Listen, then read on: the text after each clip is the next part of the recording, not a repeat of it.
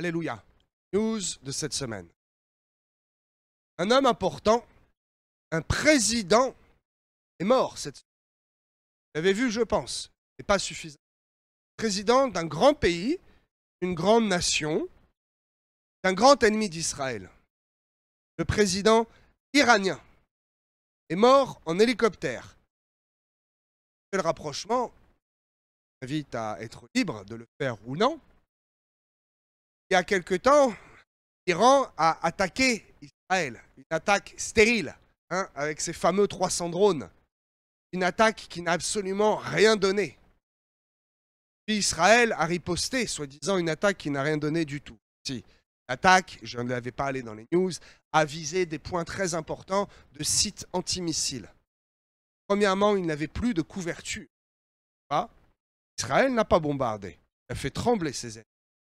Et puis, une façon très intelligente de travailler. Ils ont les services secrets les plus performants au monde. Tsahal. Croyez-vous que ce monsieur, qui se fait donc appeler guide suprême de la révolution islamique, la puissance qu'il y a dans le terme, il ne se fait pas appeler président, il se fait appeler guide suprême de la révolution islamique. Ce monsieur, croyez-vous que c'est un hasard? Pas m'avancer là-dessus. Mais le point, dans le service secret israélien au travers de Tsahal, performants et les plus discrets au monde. Le président iranien qui a attaqué injustement la nation israélienne, le crash est un hasard. Je vous laisse répondre. Parlons encore des armes. Une grenade. Une grenade a explosé à Aubervilliers. Une victime à Paris, Aubervilliers. Une victime a eu le bras complètement arraché. L'autre, une femme sur le trottoir d'en face, le doigt arraché. Je connais la violence des grenades défensives. Elles sont plus graves que les grenades offensives. Et oui, pour se défendre, on utilise des moyens logiques, mais des moyens plus graves. Donc cette grenade qui a explosé a fait beaucoup de dégâts. Mes amis, ce sont des armes de guerre qui sont utilisées. Des armes d'attaque personnelle. Pourquoi? Pour viser une voiture. Il s'agit ici encore, en plein Paris, Aubervilliers, il s'agit d'un règlement de compte. Oui, le grand banditisme est bien parti. C'est une réalité et c'est une vérité. Et des gens meurent à cause de cela. Parlions à peine de règlement de compte. Un adolescent de 15 ans en a fait les frais. À Grasse. Il a tiré une balle au niveau de la tête. Il reste flou là-dessus.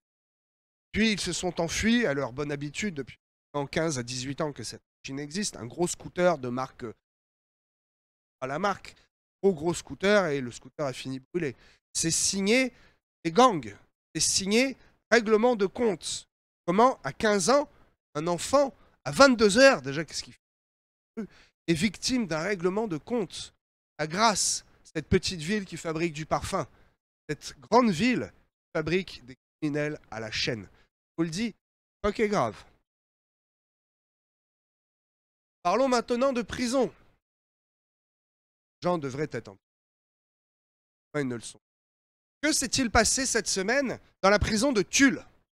Un drôle de projet, un bien drôle de projet, quelques jours seulement après que 2 gardiens de prison aient été exécutés, n'est-ce pas, pour l'évasion de ce fameux Mohamed.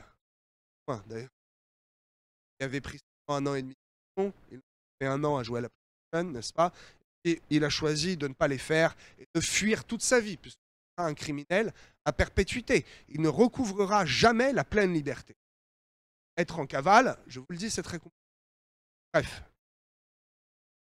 Cette prison de Tulle a eu un projet. Les services sociaux de cette prison ont organisé, tenez-vous bien, une visite au château de Versailles avec 17 prisonniers.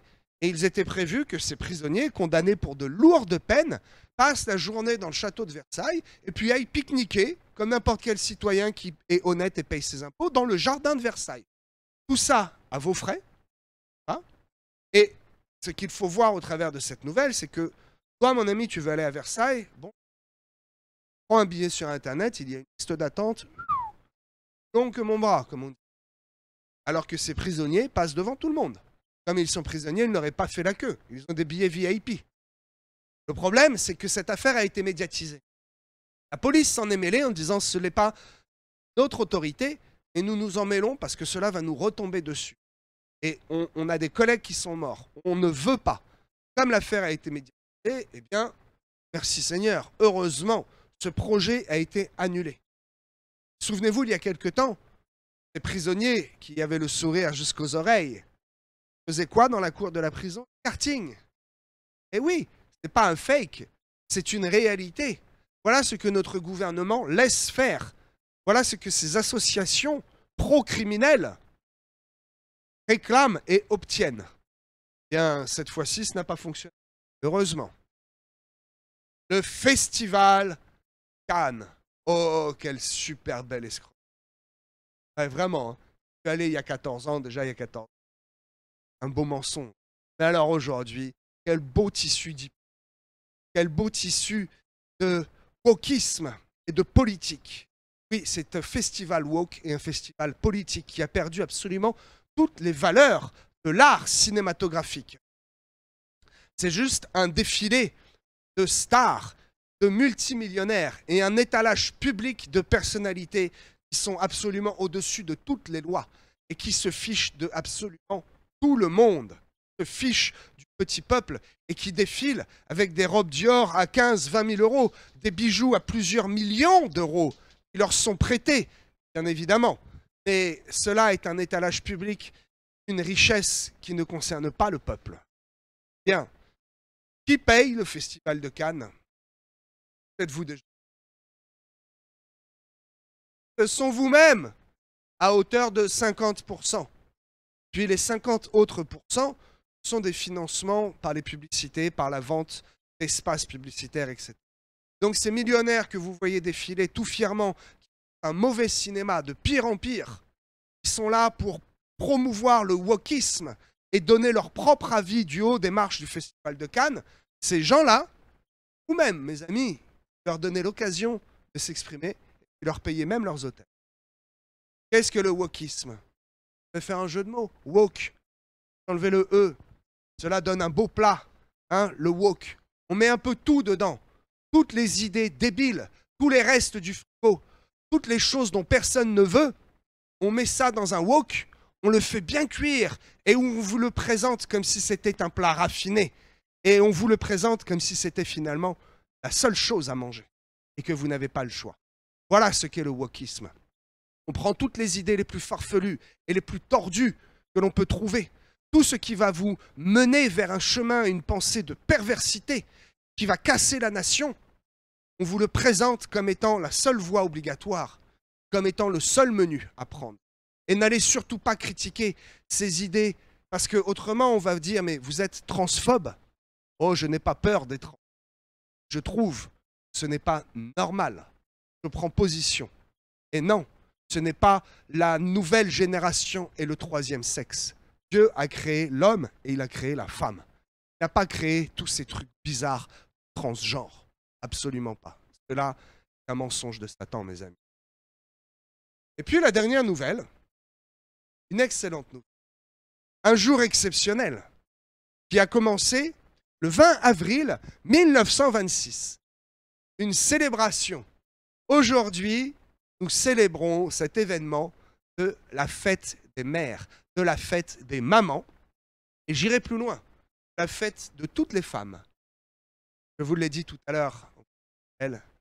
Mesdames, mamans, jeunes filles, soyez bénies de ce que Dieu vous a donné de pouvoir faire, enfanter. Fin des news.